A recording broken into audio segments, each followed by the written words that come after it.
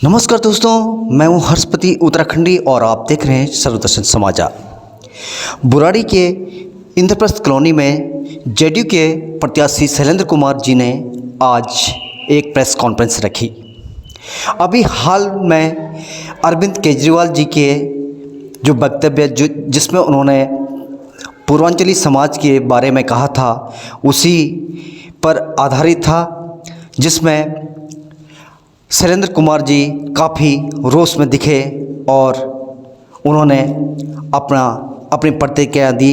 आप देख सकते हैं ये प्रेस कॉन्फ्रेंस।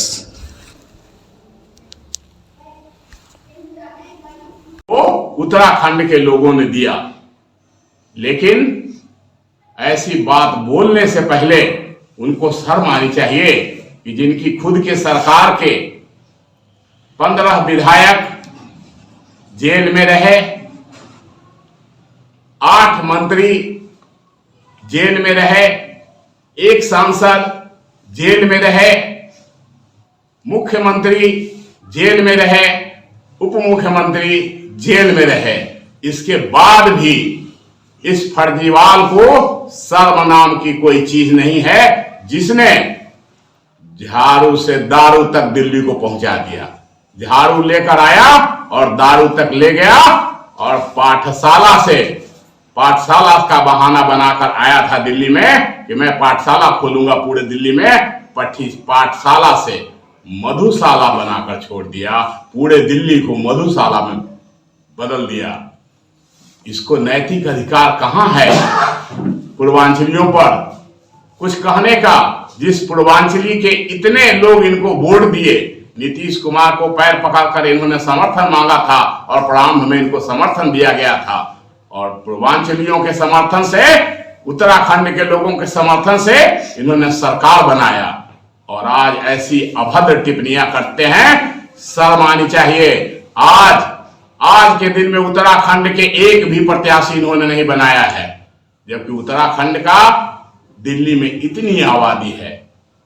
मुझे अफसोस है कि जिस गरीब लोगों पर इस तरह के आरोप प्रत्यारोप करते हैं, बिहार, उत्तर प्रदेश, झारखंड, पूर्वांचलियों के लोगों पर इस तरह के आरोप प्रत्यारोप करते हैं, काफी अफसोसजनक है। अगर बिहार, उत्तर प्रदेश और झारखंड के लोग दिल्ली में नहीं होते तो आज दिल्ली का निर्माण नहीं होता, दिल्ली की इंडस्ट्रियां आज नहीं चल पाती, और जिस तरह से फर्जीवाल मौज किए हैं यहां, मौज नहीं किए होते। उन्होंने धोखा के अलावा हम पूर्वांचलियों को दिया ही क्या है।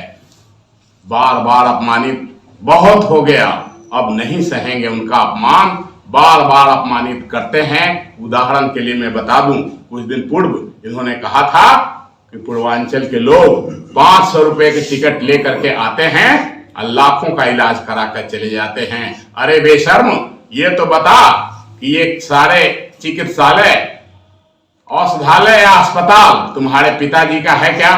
भारत सरकार का है। दिल्ली सबकी है, तुम्हारी नहीं है। दिल्ली हमारी भी है, और दूसरे राज्य के लोगों की राजधानी है ये, किसी की दिल्ली नहीं है। औषधालय, चिकित्सालय तुम्हारे पिताजी के नहीं है। 2600-2650 करोड़ घोटाले का आरोपी इस तरह की बात करता है, गरीबों का मजाक उड़ाता है।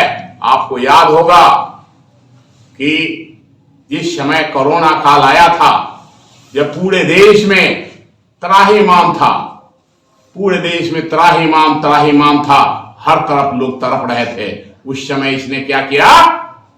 इसने कहा कि आप लोग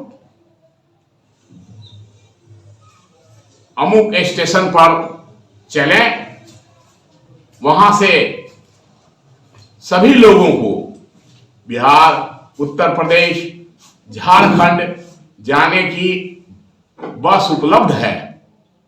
और इन्होंने एक दिल्ली के एक स्टेशन पर, एक रेलवे स्टेशन पर ले जाके पूरे परिवहन से, दिल्ली सरकार के परिवहन के माध्यम से ले जाकर छोड़ दिया, और लोग तड़पते रहे, बिलखते रहे, रोते रहे, मरते रहे। और ये आनंद विहार रेलवे स्टेशन पर आनंद लेता रहा, पूरे न्यूज चैनलों के माध्यम से पिक्चर देखकर लोग को इतने विवश किया कि लोग वहां से पैदल, विकलांग लोग भी, वैसे लोग जो असमर्थ थे, वैसे लोगों को बिहार, उत्तर प्रदेश, झारखंड, अन्य राज्यों में जाने के लिए मजबूर किया। जो आदमी कभी पूर्वांचलियों को भरोसा दिलाया था तो मैं आप सभी के लिए, जो बिहार का ऐतिहासिक त्योहार है, जो बिहार का पौराणिक, जो बिहार का काफी धर्मता के साथ मनाया जाने वाला त्योहार छठ के लिए मैं जमुना में घाट बनवाऊंगा। घाट क्या बनवाएगा वो, घाट क्या बनाएगा बेईमान ठग, उसने तो पूरे जमुना को ही प्रदूषित करके रख दिया। जमुना जहर में परिवर्तित हो गई और छठ मनाना तो दूर की बात रहा, जमुना के तरफ लोग जाने भी नहीं रहे। जमुना माता को, जमुना हमारी माँ है, गंगा हमारी माँ को भी इन्होंने प्रदूषित करने से नहीं छोड़ा और अब फिर मौका चाहते हैं।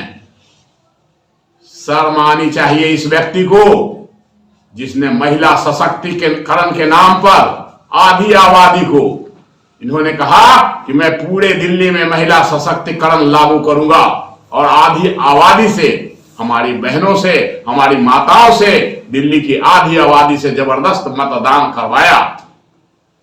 लेकिन अवसर आते ही अपने ही पार्टी की एक सांसद महिला को घर में बुलाकर जूतों से पिटवाने से भी बाज नहीं आए। क्या इनका यही महिला सशक्तिकरण है? कुल मिलाकर के ज्यादा लंबा नहीं, मैं इतना ही कहूंगा कि अपनी आदतों से बाज आए, अपनी ये से बाज आए, नहीं तो पूर्वांचली उनकी ईंट से ईंट बजा देंगे और दिल्ली में रहना मुश्किल कर देंगे। मैं पूर्वांचली के सभी भाइयों, माताओं, बहनों से अनुरोध करूंगा, चरण छूंगा, हाथ जोड़ूंगा और कहूंगा कि ऐसे बेईमान आदमी को, ऐसे फ्रॉड आदमी को, जो सदा हमारे पूर्वांचलियों का अपमान करने का, अपमानित करने का काम किया है, उसको किसी भी कीमत पर आने वाले 5 तारीख के चुनाव में आप लोग अपना बहुमूल्य मत, किसी भी कीमत पर अपना बहुमूल्य मत झाड़ू पर नहीं दे, नहीं तो फिर झाड़ू से दारू और दारू फ्री और पाठशाला से मधुशाला तक पहुंचाएंगे और फिर कुछ इसी तरह से भद्दी बातें करेंगे। मैं इन्हीं के साथ आप सभी लोगों से, अगर आपका कोई सवाल है तो मैं आमंत्रित करता हूं, अन्यथा आज के लिए चूंकि लंबा ना हो जाए मैं यहीं पे रोकता हूं। आपके प्रेस कॉन्फ्रेंस का इंतजार बहुत सारे लोग कर रहे थे, जैसे पता लगा कि शैलेंद्र जी प्रेस कॉन्फ्रेंस करने वाले हैं, तो ये खासी है। किसी का मान सम्मान, स्वाभिमान की जहां बात हो, स्वाभिमान मान सम्मान की लड़ाई लड़ी जाए तो ये बात खासी है, मैं कहूंगा। आप जेडीयू के प्रदेश अध्यक्ष भी हैं और एनडीए के हिस्से भी हैं, कब तक लिस्ट जारी होगी? मैं समझता हूं कि आज रात में आप लोगों का इंतजार खत्म हो जाएगा और मैं समझता हूं कि आज रात में लिस्ट जारी हो जाएगा।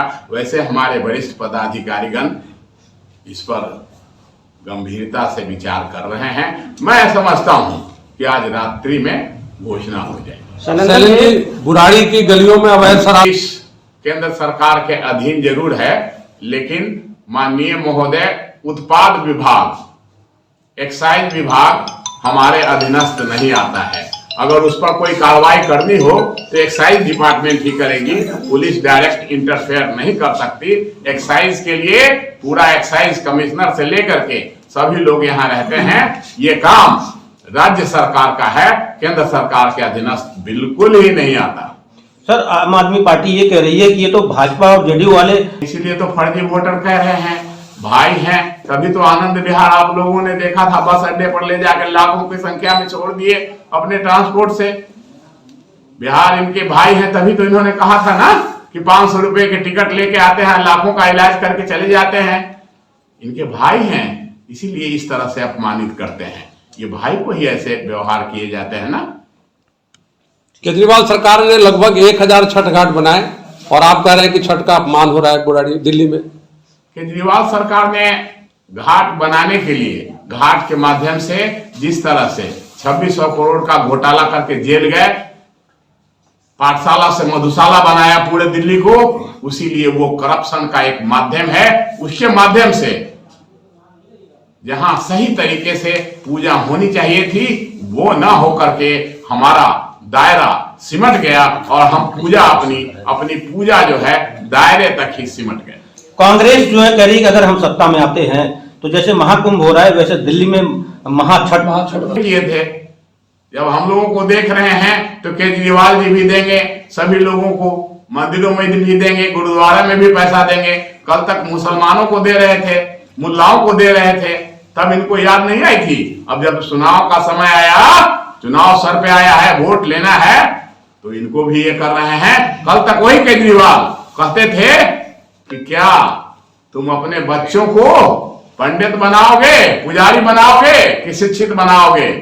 ये लोग मंदिर को प्राथमिकता देते हैं। तो आज क्या आवश्यकता आन पड़ी कि ये प्रोत्साहित कर रहे हैं मंदिरों को? निश्चित तौर पे एक फ्रॉड है, फर्जीवाल व्यक्ति है, इसलिए ऐसी बात। बुराड़ी से सैकड़ों लोग जो है आम आदमी पार्टी के वो कांग्रेस का दमन थाम लिया, अभी कल ही थामा है।